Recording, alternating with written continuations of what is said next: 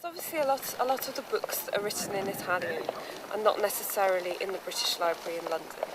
So in the Marciana and in the Correa you can get a lot of the printed material and a lot of the specific topographical material for Venice and the Veneto. But it's really the manuscript sources that are so important. The Marciana has got a lot of manuscripts, a lot of sort of 17th and 18th century descriptions of events and churches, which you're just not going to get in the UK. And then we've got the archives as well. So it's great just to go in the archive and pull out, your 14th century testaments. It just tells you so much. Even if it's already been transcribed, it's so amazing to see the real thing, and also just sort of get a sense of the history, and you feel like you're really in contact with the people who actually commissioned the art and made the art as well. Well, I did have the opportunity to teach the undergraduates in the Frari in the first part of the term, which was great. It was great for them to sort of see a PhD student at work and what it's like doing a PhD, but it was also great for me to get the experience of the teaching as well. And it's just nice to talk to them, remember what it was like to be an undergraduate, but it is good for them to sort of talk on the level of postgraduate as well, because I know a lot of them are thinking about going on to do MAs or PhDs. At this very early stage, because I'm only a few weeks into it, this is just sort of testing the waters and having a look to see what's actually useful in the archives.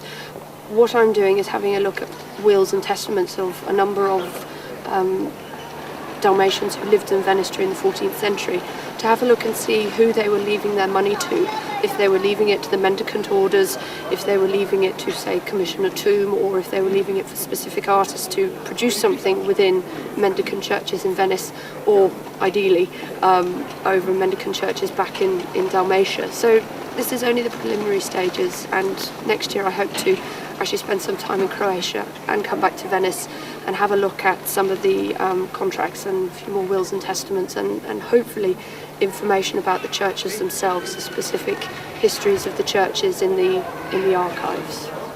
My undergraduate experience here at Warwick was really quite an important one. The time that I spent in Venice sort of confirmed for me that I really was terribly interested in Venetian art, or Italian art, specifically Venetian art.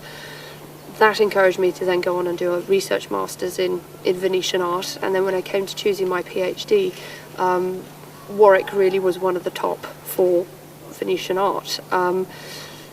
I'd heard that they were really developing the sort of the medieval and early modern side of things, and that the Venice programme had a rejuvenation.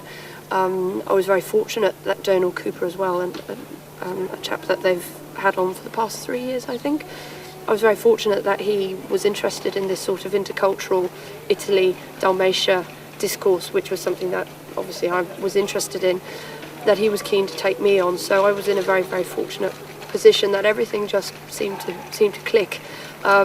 It's also been great to kind of come back into the fold, I suppose. You sort of, your way around, you come back and you see familiar faces and everything like that, and that's been a real pleasure, actually. I am glad, however, that I did go away for the Masters to have an alternative experience, to see how other universities do it, meet different people and broaden my study skills, my life skills, for want of a better phrase. But it has been wonderful then to return back to Warwick.